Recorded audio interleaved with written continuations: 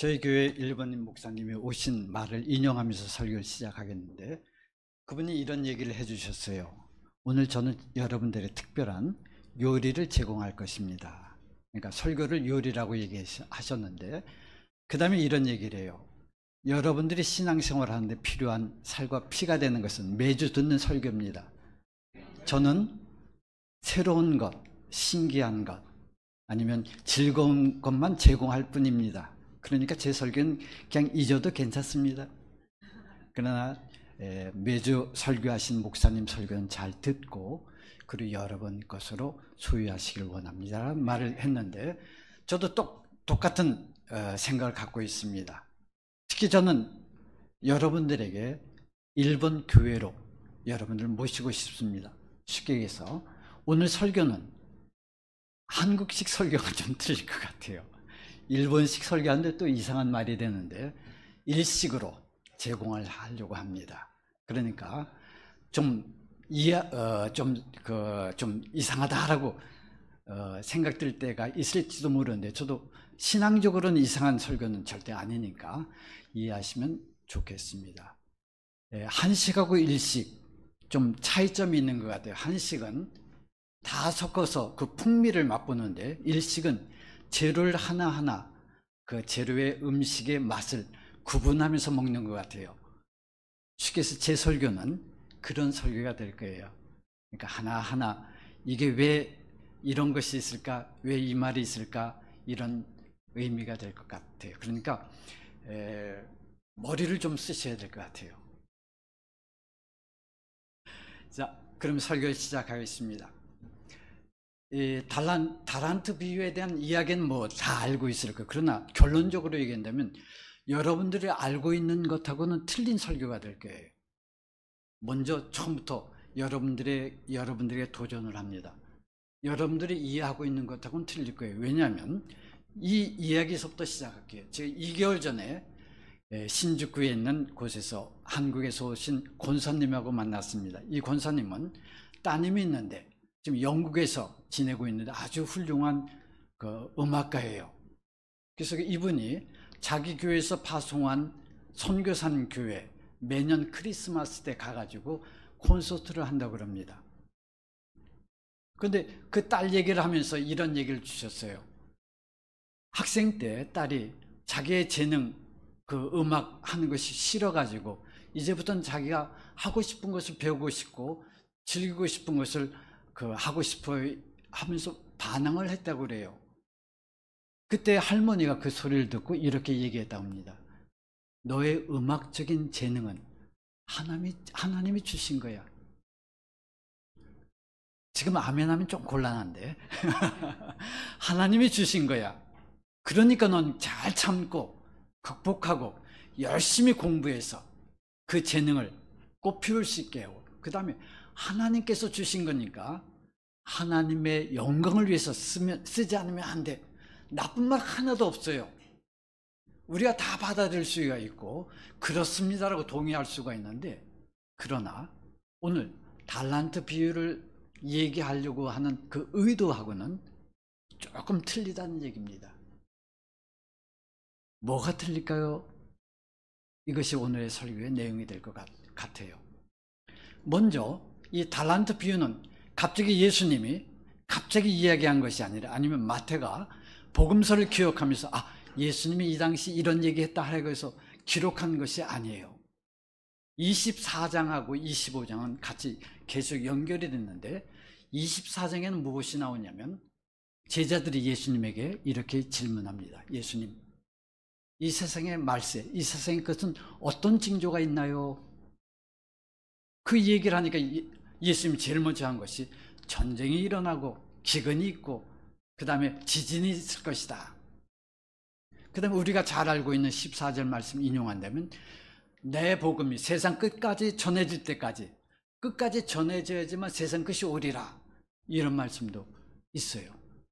그리고 25장에는 무슨 말씀이 있냐면 10처녀의 이야기를 하면서 5처녀는 잘 기름을 준비한 지혜로운 처녀고 5처녀는 준비 못한 미련한 처녀다. 그리고 그 다음에 나온 것이 오늘의 본문이에요.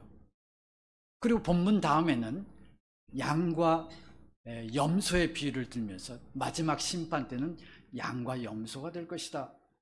쉽게 얘기해서 달란트 비유는 우리가 하나님에게 재능을 받았으니까 그 재능을 잘 활용해서 하나님께 영광을 돌리자라는 얘기가 아니라 이 세상 마지막을 살고 있는 종말론적인 신앙생활, 교회 생활을 하는 사람이 어떤 자세로 살아야 될 것인가라는 것을 가리키는 것이 되는 거예요. 잘 생각해 보세요. 우리 재능이 얼마큼 있어요? 재능 있는 사람은 오늘 반주한 자매님이나 설교하신 목사님이나 몇몇 사람밖에 없을 거예요. 나머지는 그냥 억지로 살고 있지 않아요. 내가 하나님 앞에 바칠 재능, 그래도 좀 열심히 계산해서 좀 돈이 있으니까 그 돈을 그 재능으로 해서 바치겠습니다. 이런 생각을 가질 수 있을지 몰라요. 그러나 가만히 생각해 본다면 재능은 특별한 몇몇 사람들만 있고 우리 보통 사람들에게는 없지 않아요.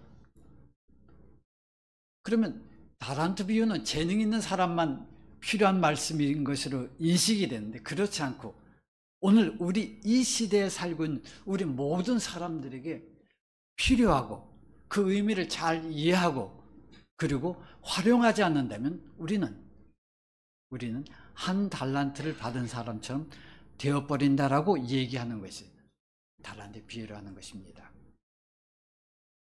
그래서 먼저 그 달란트 비유의 그 의도된 것에 대해서 좀 더 생각해 보도록 할게요. 우리가 달란트 한다면 재능이라고 번역이 되고 그리고 재능의 의미는 무엇이냐면 사실 다른 사람들하고 구분짓는 그러한 요소지. 그러니까 다른 말로 한다면 다 그 달란트를 가지고 있는 저희들이에요. 그런데 오늘 본문을 가만히 본다면 이렇게 얘기해 주고 있어요. 어느 날 주인이 자기의 소유한 것을 누가복음을 얘기한다면 그 능력에 따라서 종들에게 주었다. 무엇을 주었냐면 하나님의 것을, 주인의 것을 주었다라고 얘기를 해요. 그 종들이 가지고 있는 재능을 가지고 주인을 위해서 일하는 것이 아니라 주인만이 가진 그것을 우리에게 주었다라고 얘기를 해요. 우리는 그 주인이 예수님일 수도 있고 하나님이라고 얘기한다면 하나님만 가지고 있는 것을 우리에게 주었다는 얘기가 돼요. 주님이 가진 것만을 우리에게 주셨다는 얘기가 돼요. 우리의 재능이 아니에요. 이 땅에 있는 비교될 수 있는 대상이 아니라는 거예요. 하나님의 것을 우리에게 주셨다면 어떤 것을 주셨을까요? 하나님은 어떤 분이십니까? 제일 먼저 떠오른다면 영원하신 분, 그 영혼을 우리에게 주셨다는 얘기가 돼요. 전능하심, 진실하심, 거룩하심. 우리가 피아노를 잘 치고 장사를 잘하는 그런 재능이 아니라 하나님이 소유하신 것을 우리에게 주셨다라고 얘기하는 거예요. 그 중에서 우리가 제일 알기 쉬운 단어가 있어요. 하나님의 것. 뭐냐면 사랑이란 말이에요. 우리는 모두가 할 수 있는 것이 사랑이라고 느껴지지만 생각해보세요. 제 부모님이 앞에 계시지만 90 넘으신 부모님이 한평생 결혼 생활을 하고 부부로서 지냈지만 사랑하기는 쉽지 않죠. 자식으로서 날마다 보고 있으니까 잘 압니다. 사랑하는 것이 쉽지 않죠. 젊었을 때는 사랑이 전부라고 보이지만 그러나 그렇지 않은 걸 우린 삶 속에서 느끼지 않아요. 그런데 성경에서는 이렇게 얘기해요. 하나님은 사랑이라. 우리는 흉내내는 것이지, 그리고 알고 자기의 감정의 그 본능적인 이끌음에서 우리가 살고 있는 것이지, 본능적인 아니면 그 사랑 그 자체가 하나님이다라고 얘기할 때 그 사랑은 우리의 것이 아니라는 말이죠. 마태복음 5장에 비슷한 말이 나와요. 너희가 좋아하는 사람을 사랑한다고 용서한다고 무슨 특별한 일이라도 한 것 같으냐? 너희를 박해하고 핍박하는 자를 위해서 기도하고 용서하라고 얘기를 해요. 그러면서 하시는 말씀이 내가 믿지 않는 사람, 믿는 사람들에게 해와 그 다음에 하늘을 제공하는 것처럼 그 비를 제공한 것처럼 너희도 그러하라. 그리고 마지막에 내가 온전한 것처럼 너희도 온전하라. 우리가 할 수 없는 것, 가질 수 없는 것을 하나님은 우리에게 주셨다라는 표현을 그 달란트 비유를 통해서 얘기하고 계신 거예요. 그 하나님이 우리에게 주신 것 중에서 가장 큰 것이 무엇이냐면 예수님 아니겠어요? 예수님 안에 있는 것을 우리에게 주셨다고 얘기하는 것이지, 우리가 필요로 하고 있는, 사람들에게 인정을 받고 구분되고 특별하다라고, 그리고 하나님 위해서 이렇게 이런 저런 것을 하고 있습니다라고 드러낸 그런 재능이 아니라는 것입니다. 그것하고 비교할 수 없는 하나님의 것들이 우리에게 주어졌다는 얘기예요. 이 얘기를 한번 해볼게요. 우리의 삶 속에서 필요한 것들이 많이 있잖아요. 사실 기도할 때 우리는 이렇게 기도합니다. 하나님, 은혜가 더 필요해요. 왜냐하면 건강해야 되니까. 은혜가 더 필요해요. 내가 원하는 학교도 들어가야 되고 취직도 해야 되고, 한 40대 50대 되면 이런 기도를 많이 하게 되는 것 같아요. 하나님, 왜 이렇게 내 주변에는 나를 괴롭히는 사람들이 많은지요. 좀 좋은 사람들 만나게 해주시고 편하게 일을 할 수 있도록 좀 해주세요. 더 많이 은혜를 주세요 라고 기도를 하죠. 그런데 그런 것도 가만히 생각해 보세요. 하나님 것 아니죠? 하나님에게 소속된 것은 그 이상의 것인데, 우리는 우리가 필요로 한 것들을 은혜로 생각하고, 그리고 우리가 다른 사람들보다 더 특별한 것을 재능이라고 여기면서 신앙생활을 하려고 있어요. 그러나 우리는 어린 아이서부터 시작해서 나이 든 모든 아무것도 할 수 없다고 느껴지는 사람이라 할지라도 하나님의 것을 소유한 사람들이에요. 제가 일본에 있는 크리스찬 신문에서 이런 기사를 보고 놀랐어요. 이분은 장애를 가지고, 그리고 자기 집에서, 그런 다음에는 자기 집에 있는, 자기 산에 있는 그 중턱에서 창고를 만들어서 그곳에서 한 번도 밖에 나가보지 못한 사람의 장례식인데 250명이 참석했다고 그래요. 부모가 아이를 키우는데 힘드니까 창고에다 놓고, 그리고 그곳에 하루에 한 번 먹을 것을 주었는데, 그 장소에 어느 한 선교사가 가다가 사람 소리가 나서 그 장애를 가진 분하고 얘기를 나누고, 그분이 크리스천이 되고, 그리고 그분이 기도하고 무슨 소리 내는 것 때문에 그 산을 통과한 사람이 있다는 것 때문에 접촉하게 되고 대화를 나누고, 그리고 참석한 사람이 250명이에요. 그분이 가진 것이 무엇이 있겠어요? 우리가 은혜가 더 부족하다고 느껴졌던 그런 것은 아무것도 가지지 못한 사람 아니에요? 어떤 말로 얘기했냐면 부모에게 버림받은 자식이고, 세상 삶에 있어서 유익한 것을 창출해낼 능력은 아무것도 무능한 사람이고, 단지 문을 열어서 누가 계세요라고 얘기할 때 예, 사람이 있어요 라고 얘기할 수밖에 없는 그러한 모습인데도 불구하고 250명이, 그것도 크리스찬이 되어서 그 장례식에 참석했다는 것이 놀랍지 않아요? 무엇 때문에 그렇게 됐을까요? 하나님의 것을 소유했기 때문에. 그리고 그의 삶 속에서 드러내 보일 수 있는 것은 하나님의 소유된 것밖에 없기 때문에. 그렇지 않아요? 먼저 꼭 기억하세요. 이 달란트 비유는 먼저 하나님이 우리에게 예수님을 주셨고, 하나님의 속성이라고 얘기할 거룩함, 완전함, 진실됨, 그리고 사랑을 우리에게 주셨다는 얘기예요. 포도나무 비유하시죠? 요한복음 15장. 우리가 열매를 많이 맺어야지만 포도나무에 접붙임을 당하는 것이 아니라 포도나무에 우리 붙여 있기만 하면 열매 맺지 않아요.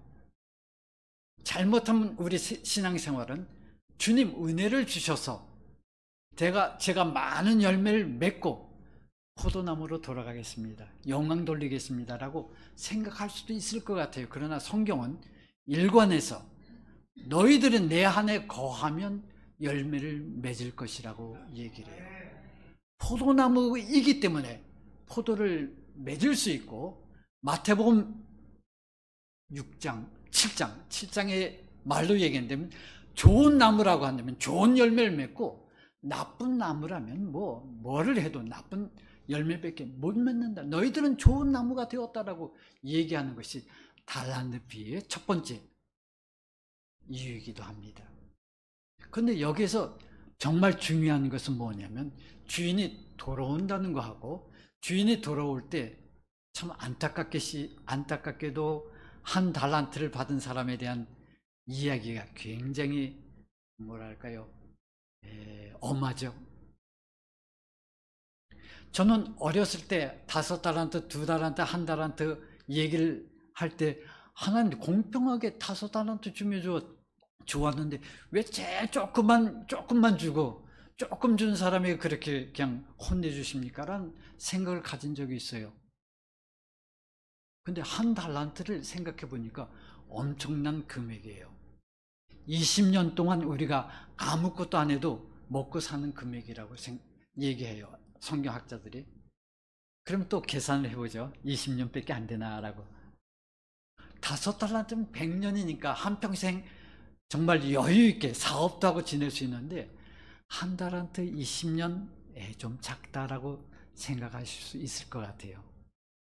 근데 요때 여러분 그런 것 좀 뭐랄까요, 지식을 좀 잠궈서 잘 활용했으면 좋겠는데 한번 물어볼게요. 예수님 시대 때 평균 수명이 몇 세일 것 같아요? 맞아요. 30대, 40대 전후예요. 오래 살면 40대 넘어가고 그렇지 않으면 40대 올라가지도 못해요. 20년 동안 먹을 수 있다는 것은, 그 금액은 한평생, 오늘 식으로 얘기한다면 애들 교육시키고 대학교도 보내고 장가도 보내고 노후 대책도 다 끝내고 지낼 수 있는 한평생 충분한 금액이란 말이 돼요. 그래서 1달란트를 주었다는 것은 너의 삶 속에 있어서 부족함이 없는, 시편 23편으로 얘기한다면 여호와는 나의 목자시요 내가 부족함이 없으리로다, 그 범위에 들어가는 금액이에요. 다시 한번 얘기해요. 우린 그래도 부족하죠? 하나님이 우리에게 주신 것이 그런 금액인데, 그런데 1달란트의 사람에 대해서 얘기하는 말이 무엇입니까? 너는 그것을 숨겨놨다라고 얘기를 해요. 그 숨겨놨다는 말은 의도적이에요. 그렇죠? 왜냐하면 주인하고 종의 얘기를 들어본다면 당신은 정말 엄한 사람이기 때문에 잘못해가지고 본전까지 다 없애면 큰일 날 것 같아서 잘 숨겨가지고, 땅을 파서 숨겨가지고 그대로 가져왔습니다. 의도적이에요. 자기의 결단이에요. 자기의 선택으로 그렇게 했습니다라고 얘기를 해요. 사실 이 1달란트에 받은 자에 대해서 마태복음은 누구를 가리키고 있어요? 그래서 마태복음은 처음부터 1달란트를 받은 사람은 이 사람이다라는 것을 전제로 얘기했다라고 할 정도로 마태복음은 아주 의도적인 복음서예요. 그건 누구냐면 바리사이비도예요. 그리고 유대인들이에요. 그러면 이해하기 쉬운, 더 그 설명이 필요한데 간단히 얘기해도 이해할 수 있어요. 왜냐하면 그들에게는 구약 성경이 주어지지 않았어요. 히브리서 11장 보면 구약 성도 중에서 아주 훌륭한 사람들이 등장하고 있잖아요. 충분히 하나님을 믿고 경외하고 하나님의 사람으로 살 수 있는 성경과 신전과 선지자와 신앙의 선배들 허락해 주지 않았어요. 그런데 예수님이 왔을 때 유대인이나 바리사의 비도가 어떻게 생각했어요? 우리가 기다리고 있는 메시아는 로마 시대에서 우리를 해방시켜 주실 분이고 우리를 이 세상에서 가장 행복한 풍족한 나라로 만드실 그런 분으로 여기고 있지 않았어요? 하나님이 주신 은혜가 아니라 자기들이 세상 것을 바라보고 세상 것을 원한 그 메시아를 기대했지 하나님이 주신 메시아에 대해서는 관심을 갖지 않았다라고 우리 알고 있지 않는 그 얘기가 한 달란트를 가진 사람이 이 얘기라는 얘기예요. 그렇다면 우리 이 본문을 통해서 점검해야 되지 않겠어요? 무엇을 점검해야 돼요? 하나님이 주신 은혜로 부족하다고 산다면 우리는 예수님을 제대로 안 믿을 수도 있고 그리고 예수님에 대해서 당시 바리새인이나 일본 말은 바리사이라고 해요. 바리새인이나 아니면 유대인들하고 뭐가 틀리겠어요? 저는 여러분들이 기도하지 말라고 얘기하는 것은 절대로 아니에요. 하나님 정말 아픕니다. 힘듭니다. 은혜를 더해 주세요. 지금 저는 시험을 봐야 되는데 정말 한 번만 잘 붙을 수 있도록 해주세요. 지금 너무 힘드니까. 아니면 여기에 정말 하나님의 은혜가 꼭 필요하니까 해주세요. 기도를 할 수 있어요. 열심히 기도해야 돼요. 그러나 우린 그 이상의 것을 소유한 사람이라는 것을 잊는다면 우린 바리새인하고 그리고 당시의 유대인들하고 뭐가 틀릴 것 같아요? 아무것도 안 똑같아요. 하나님의 은혜를 주님의 은혜를 땅에 심고 숨기고 그리고 사는 사람의 모습 이 세상 사람의 모습과 동일하지 않아요? 달란트 비유는 단지 너의 재능을 살려서 하나님을 위해서 열심히 살아라 신앙생활 잘하라는 말이 아니라 우리에게는 우리가 감당할 수 없을 만큼 상상할 수 없을 만큼 이해도 못할 만큼 은혜가 주어진 자이기 때문에 그 은혜를 기억하고 느끼고 맛보고 인정하고 사람들에게 드러내는 삶을 살아라. 그렇지 않는다면 너희들은 바리새인이나 아니면 그 당시의 유대인들은 뭐가 틀리는가? 현실적인 메시아는 구해도 우리의 본질적인 하나님을 드러내 주시며 하나님 안에 있는 그 보화를 우리에게 주신 그 은혜를 너희들은 숨기고 있는 삶이 아닌가라는 그러므로 얘기합니다. 선택하라. 뭐가 중요한지 무엇을 갖고 살기를 원하는지를 마태복음은 종말에 살고 있는 우리들에게 그렇게 얘기하고 있다는 말이에요. 저는 신앙생활이라는 것은 뭔가 하는 것이 중심이 되기 쉬운데 전 그렇지 않다고 느껴져요. 열심히 기도하고 전도하고 그리고 하나님의 영광을 드러내는 것 참 좋아요. 열심히 하세요. 그러나 저는 본질적인 신앙생활은 누리는 거라고 느껴져요.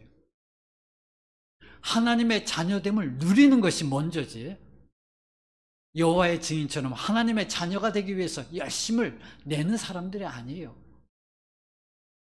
뭐라고 얘기할까요? 좀 속된 말인데 우리 피아노 반주했던 자매님 돈이 필요하다면 얼마 있으면 만족할 것 같아요? 많이 말해요. 적게 말하지 말고 많이. 100억이래요. 1000억 부를 줄 알았는데 1000억 가지고 있다 그래요. 은행에. 중요한 것은 은행이에요. 근데 지금 주머니에는 물론 카드 쓸 수 있지만 돈으로 얘기합시다. 1000원밖에 없어요. 1000원에 좌우되는 삶도 있을 것 같아요. 근데 뭐 1,000원 너무 작으니까 100만 원, 100만 원으로 합시다. 100만 원이 아깝죠. 1,000억이 있는데도 불구하고 100만 원 때문에 우리는 살려고 해요. 아니면 1,000만 원 때문에 살려고 그래요. 그것이 없어지면 죽을 것 같아요. 그것을 남에게 줄 수도 있는데도 불구하고 그것을 손해보게 된다면 목숨 걸고라도 찾아야 만족해요. 안 그래요? 영원한 삶을 소유하고 있다면 왜 죽는 것이 두려워요? 겁이 나죠. 저도 이번에 와서 병원에 많이 다니게 됐는데 정말 거리에 보면 아무도 병자가 없는 것 같아요. 병원에 가면 특히 세브란스 병원도 어머니하고 같이 갔는데 정말 시장 같아요. 시장. 전부 살려고 하는 사람들 아니에요. 영원한 삶을 갖고 있다면 좀 여유도 가졌으면 좋은데 먼저 가야 되고 먼저 약을 먹어야 되고 먼저 의사하고 좋은 치료를 받아야 되고 그것밖에 머리가 없어요. 뭐 괜찮아, 다 먼저 하세요. 1,000억을 갖고 있다면 1,000만 원의 손해를 보더라도 양보를 해도 저는 제 개인적으로 그렇게 돈을 가져본 적이 없기 때문에 나도 그 자신 있게는 못하겠지만 말 못하지만 그냥 평범하게 아 그래 라고 얘기할 수 있을 것도 같아요.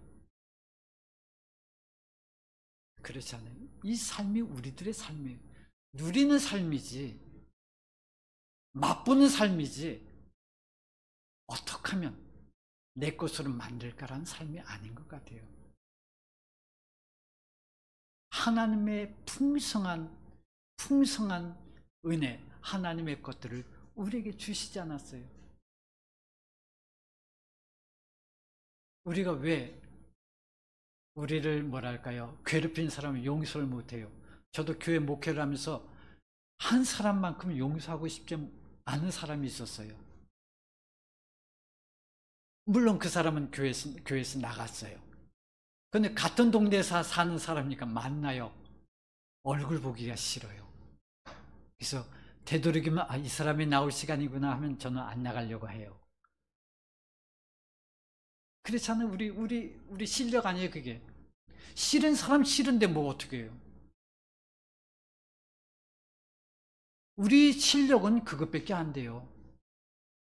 그렇지만 하나님이 우리에게 어떤 용서를 허락해 주셨는가라고 생각한다면 우리는 조금 여유를 갖게 되지 않아요?